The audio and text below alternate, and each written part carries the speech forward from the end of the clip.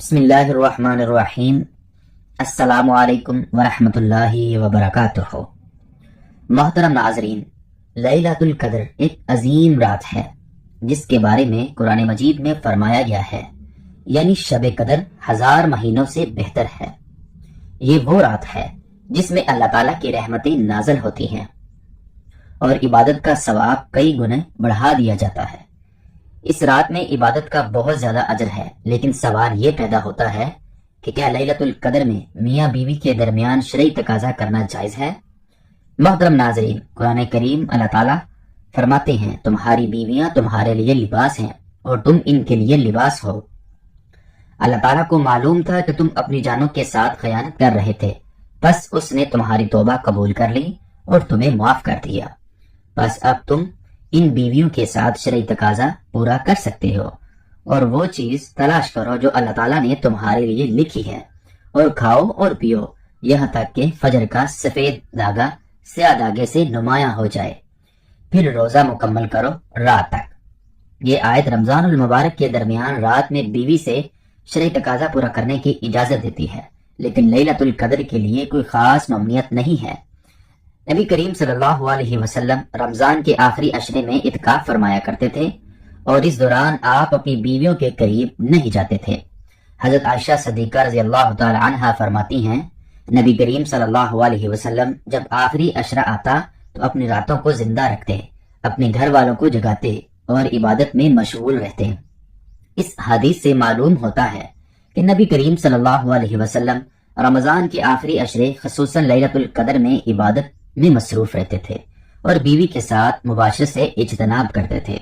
لیلۃ القدر میں شرعی تقاضے کا شرعی حکم افقہ کا اس بارے میں متقع موقف یہ ہے کہ لیلۃ القدر میں بیوی کے ساتھ شرعی تقاضا پورا کرنا شرعی جائز تو ہے، لیکن یہ مستحب ہے کیونکہ یہ رات عبادت، دعا اور ذکر و اذکار کی رات ہے۔ اگر کوئی شخص اس رات میں بیوی کے ساتھ شرعی تقاضا پورا کرتا ہے تو اسے گناہ تو نہیں ہوگا، لیکن بہتر یہی ہے کہ وہ اس رات کو اللہ تعالیٰ کی عبادت میں گزارے۔ لیلۃ القدر کی رات شرعی تقاضا پورا کرنے سے زیادہ افضل یہ احکام ہے۔ نمبر 1، زیادہ سے زیادہ عبادت کریں، تلاوت قرآن، نوافل، دعا اور ذکر و اذکار میں مشغول رہیں۔ نمبر 2، استغفار اور توبہ کریں۔ نبی کریم صلی اللہ علیہ وسلم نے فرمایا کہ اس رات میں یہ دعا پڑھنی چاہیے، اے اللہ تو معاف کرنے والا ہے اور معافی کو پسند کرتا ہے، بس مجھے معاف فرما دے۔ نمبر 3، مسجد میں اعتکاف کریں۔ نبی کریم صلی اللہ علیہ وسلم رمضان کے آخری عشرے میں اعتکاف فرماتے تھے۔ نمبر 4، بے فائدہ کاموں سے اجتناب کریں، فضول گفتگو، گناہ کے کام اور دنیاوی معاملات سے پرہیز کریں۔ محترم ناظرین، لیلۃ القدر ایک عظیم رات ہے جس میں اللہ تعالیٰ اپنے بندوں پر بے شک رحمتیں نازل فرماتا ہے۔ اگرچہ بیوی سے شرعی تقاضا پورا کرنا اس رات میں جائز ہے، لیکن یہ عبادت میں مشغول رہنے سے بہتر نہیں، اسی لیے ہمیں اس بابرکت رات کو زیادہ سے زیادہ عبادت میں گزارنا چاہیے تاکہ ہم اللہ تعالیٰ کی رحمت اور مغفرت حاصل کر سکیں۔ آج ہم ان غلطیوں پر بات کریں گے جو شرعی تقاضا پورا کرنے کے دوران لوگ کرتے ہیں اور ان کے نتیجے میں وہ اپنی ازواجی زندگی کو برباد کر بیٹھتے ہیں۔ سب سے پہلی اور اہم غلطی، غیر فطرتی طریقے سے اپنایا۔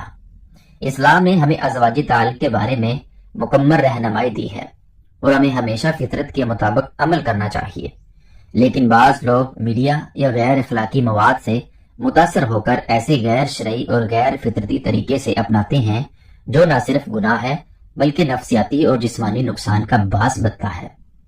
بیوی سے شرعی تقاضا پورا کرنے کا اسلامی طریقہ میاں بیوی کے تعلق سے کچھ ایسے مسائل ہیں جن کا جاننا بہت ضروری ہے۔ شادی سے پہلے میاں بیوی اور اولاد کے حقوق کے مسائل سیکھنا فرض ہے۔ حضرت سیدنا جنید بغدادی رحمۃ اللہ علیہ فرماتے ہیں کہ انسان کو جمع کی ایسے ہی ضرورت ہے جیسے غذا کی، کیونکہ بیوی کی طہارت کا سبب ہے۔ حدیث پاک میں آتا ہے کہ جس طرح حرام صحبت پر گناہ ہے، اسی طرح جائز صحبت پر نیکیاں ہیں۔ شوہر جب بھی اپنی بیوی سے شرعی تقاضا مباشرت کا ارادہ کرے اور بالخصوص شادی کی پہلی رات اور اس کے بعد جب بھی شوہر کو چاہیے کہ ان ادب و طریقے کاروکار کے مطابق عمل کرے، انشاءاللہ شیطان مد خلافت سے محفوظ رہے گے اور نیک سالہ اولاد پیدا ہوگی۔ مگر یاد رکھیے کہ صدر کھولنے سے پہلے شرعی تقاضا پورا کرنے کی دعا پڑھیں، اور سب سے بہتر ہے کہ جب کمرے میں داخل ہوں تب ہی بسم اللہ شریف پڑھ لیں دائیں قدم اندر داخل کریں۔ اگر ہمیشہ ایسا کریں گے تو شیطان کمرے سے باہر ہی کھڑا ہو جائے گا، ورنہ وہ بھی آپ کے ساتھ شریک ہوگا۔ ناظرین، عورت کے اندر مرد کے مقابلے میں 100 گنا زیادہ شہوت ہے، مگر اس پر حیا کو مسلط کر دیا گیا ہے۔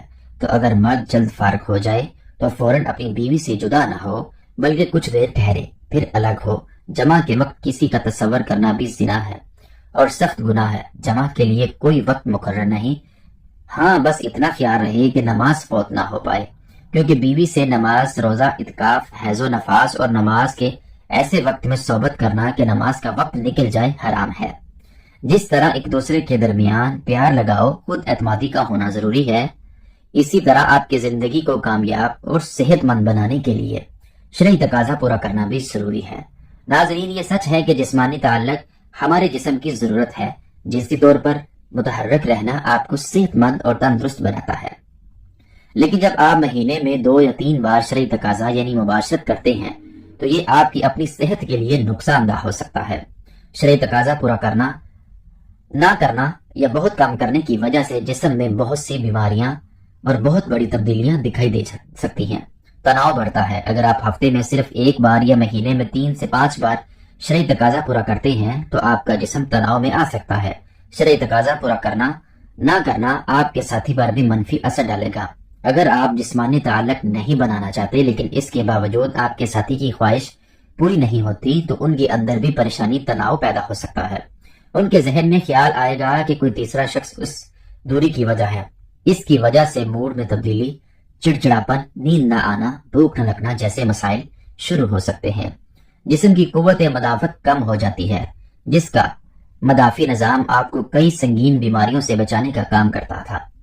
جب آپ اپنے ساتھی کے ساتھ جنسی تعلق قائم نہیں کرتے تو آپ کی قوت مدافعت میں کمزور پڑنے لگتی ہے، اس سے آپ آسانی سے بیمار پڑ جاتے ہیں۔ دعا ہے کہ اللہ رب العزت ہم سب کو حلال طریقے سے اپنی بیوی کے ساتھ مباشرت کرنے کی طاقت اور توفیق عطا فرمائے اور ہمیں لیلۃ القدر میں بیویوں سے شرعی تقاضا پورا کرنے سے بچائے اور زیادہ سے زیادہ عبادت کرنے کی توفیق دے۔ آمین ثم آمین۔